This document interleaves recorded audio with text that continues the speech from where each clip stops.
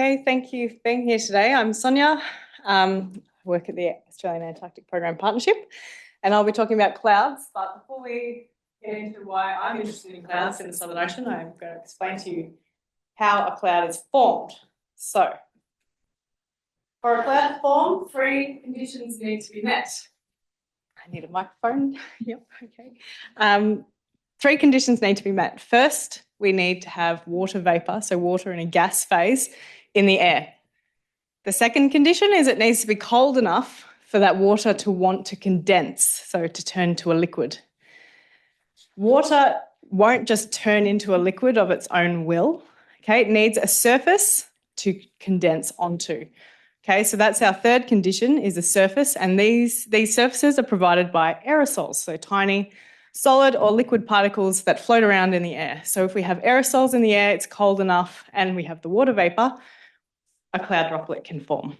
So I have a video here taken by one of my colleagues. He was right next to the Antarctic coastline on the Investigator. It was very cold, it was very dry, there wasn't a lot of water vapour in the air, and it was very clean, so there weren't a lot of aerosols. We have a teacup here providing water vapour, and when I play the video, you'll see we introduce a source of aerosol. What you'll notice is before we introduce the aerosol, you can't see anything coming off this teacup. But as soon as we introduce the aerosol, we can see the cloud droplets forming, basically. So that is how a cloud is formed. That's cool. Yep. It's a nice little experiment. So why do we care about aerosol-cloud interaction? Aerosol-cloud interaction is the most uncertain aspect of modelling our Earth's energy budget. So what I mean by energy budget is sunlight comes in to the planet. Some of that sunlight is reflected back out to space. Some of that is re-emitted as long-wave radiation, but that's basically our budget, how much comes in and how much goes out. So we can see carbon dioxide has a positive radiative forcing.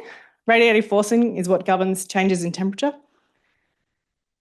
And then we see aerosols and aerosol cloud interaction have a negative radiative forcing. So they actually cool the planet, have offsetting carbon dioxide. But what I want you to notice on this slide is the size of the error bars.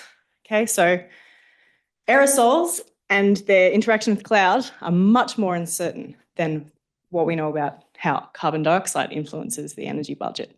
And that uncertainty impacts things like our temperature projections in the future. You know, if you want to project sea level rise, all of these are made more uncertain because of our aerosols and how they interact with the energy budget. So how does this actually come about? This is a plot. It's the bias of the Australian climate model, ACEAS, in how much sunlight it reflects out to space. So what we're interested in, this is for summertime, what we're interested in is this big band of blue that goes right around Antarctica. That's showing that the ACEAS model is not reflecting enough sunlight out to space, which allows too much sunlight to reach the surface of the ocean. And you can imagine what impact that has on the rest of the Southern Ocean system within the model, warming ocean temperatures, sea ice. So this is the challenge that we have. So my title was Supercool Clouds. What is a supercooled cloud? A supercooled liquid water cloud is a cloud that remains liquid even though the temperatures are below freezing. So you might think that as soon as temperatures get below 0 degrees, that the cloud droplets will freeze. It's a good assumption, but it doesn't occur that way. The type of aerosol that that cloud droplet formed on will change whether that droplet can freeze or not. So aerosols that are good at freezing clouds are things like dust, things like air pollution. Aerosols that aren't good at freezing clouds are things like sea spray and sulfate aerosols, from which there is a large source of sulfate aerosol produced by marine biology, like phytoplankton. So in the Southern Ocean, there aren't many sources of pollution. There's not a lot of terrestrial influences either from dust. So we have more supercooled liquid water clouds in the Southern Ocean than we have anywhere else on Earth.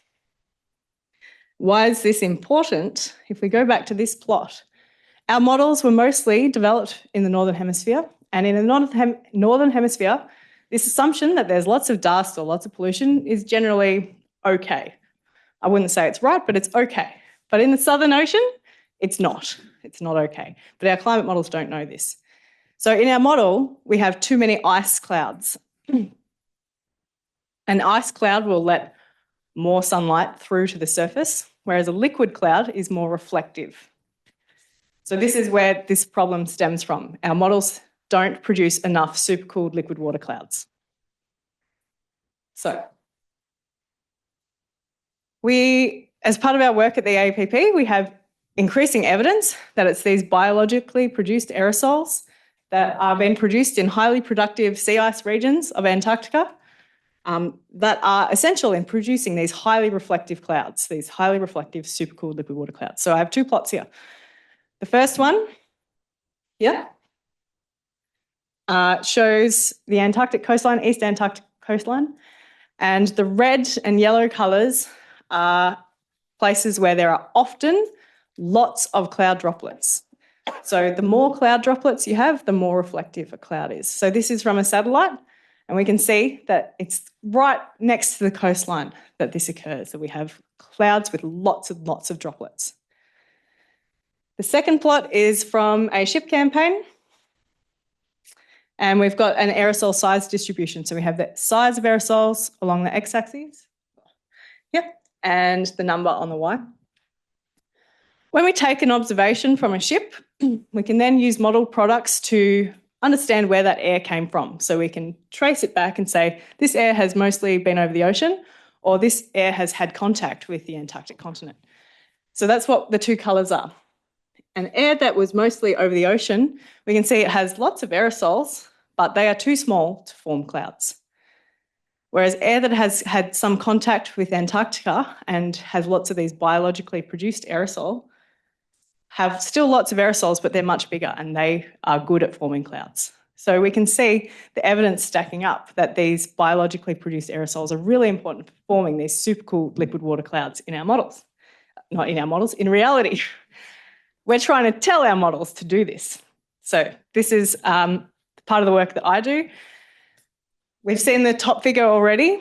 The bottom figure is where I ran a simulation of the climate model and I told it to do a better job of marine aerosols.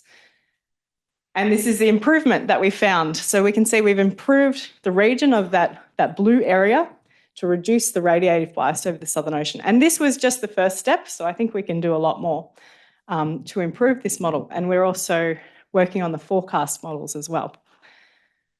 So with that, I'll end there. Thank you.